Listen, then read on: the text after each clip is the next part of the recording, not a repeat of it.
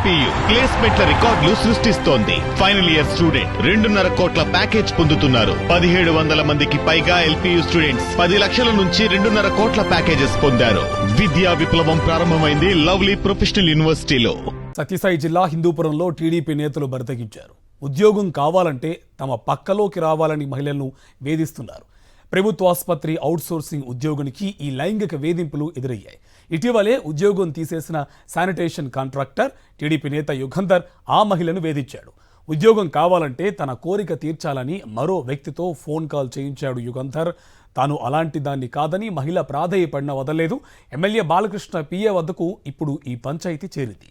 మహిళపై లైంగిక వేధింపులకు పాల్పడిన ఆడియో సోషల్ మీడియాలో వైరల్ అవుతుంది.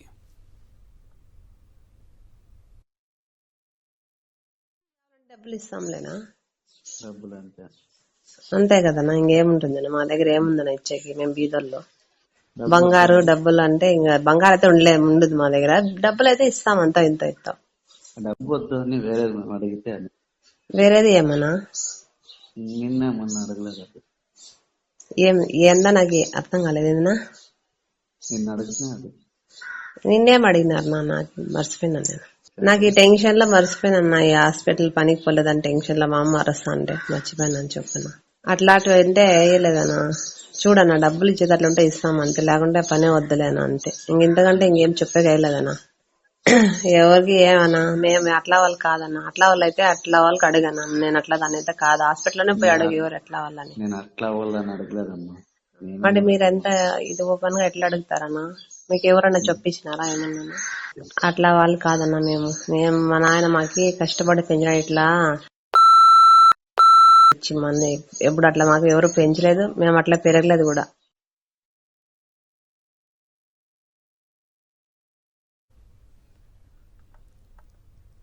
సంబంధించి మరింత సమాచారం మా కరెస్పాండెంట్ శివారెడ్డి మనకు లైవ్లో డీటెయిల్స్ అందిస్తారు. శివారెడ్డి, ఉద్యోగం కావాలంటే అత్యంత నీచంగా మహిళలను టీడీపీ సభ్యులు వేధిస్తున్నటువంటి ఆడియో కాల్ ఇప్పుడు మనం విన్నాం. డీటెయిల్స్ ఏంటి?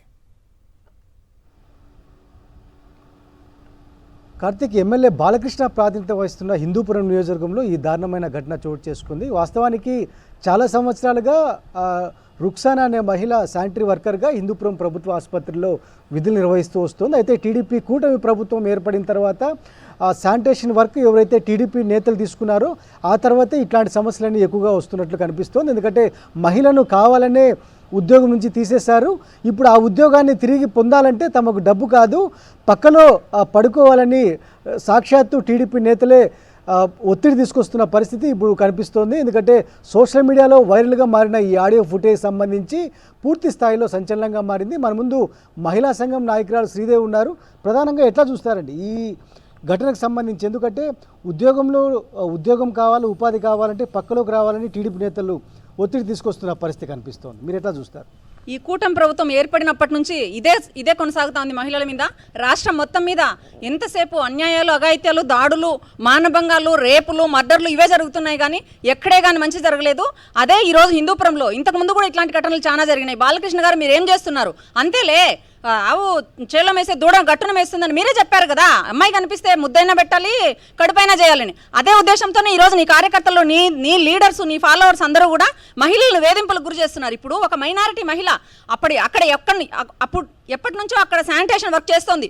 ఈ రోజు తీసేయాల్సిన అవసరం ఏమొచ్చింది? ఇంతమందిలో ఆ అమ్మాయి ఈ రోజు మీ అవసరాలు గడపలేదని, మీకు పక్కలు వేయలేదని, మీతో సహకరించలేదని ఈ రోజు ఆ అమ్మాయిని వేధిస్తున్నారు. ఆ అమ్మాయి పూర్తి రికార్డు కూడా విడుదల చేయలేదు పాపం. ఎందుకంటే ఆడపిల్ల కదా, కాబట్టి పూర్తి రికార్డును కానీ చూసి ఉండింటే చెప్పుతో కొట్టింది అక్కడికి వచ్చి. ఇప్పుడే అతన్ని బాలకృష్ణ గారు, మీకు కొంచెమన్న నీతి, న్యాయము, బుద్ధి, జ్ఞానం ఉంటే ముఖ్యమంత్రి గారికి కావచ్చు, రెడ్ బుక్ రాజ్యాంగ సృష్టికర్త కావచ్చు, మీరు ఇప్పుడే వాళ్ళు ఎవరైతే ఉన్నారో వాళ్ళని ఫోక్సో చట్టం కింద కేసు పెట్టి వాళ్ళని బుక్ చేసి కావాలంటే అట్లాంటి నా కొడుకులను షూట్ చేసి పడేస్తే ఇంకొక ఆడబిడ్డకు అన్యాయం జరుగుతుంది నేను తెలియజేస్తున్నాను. అక్రమ కేసుల్లో పోలీసులు అత్యుత్సాహం చూపిస్తుంటారు, కానీ ఇట్లాంటి విషయాల్లో వీడియోస్ బయటకు వచ్చినా, ఆడియోస్ బయటకు వచ్చినా ఇందుకోసమని పోలీసులు కఠినమైన కేసులు కానీ కఠినమైన చర్యలు కానీ తీసుకోవడం లేదంటారు. వాళ్ళు ఏమైనా జరగనండి, ఈ రోజు ఏం చేస్తారు, వాళ్ళ కార్యకర్త అయితే సస్పెండ్ చేసి చేతులు దులుపుకుంటారు.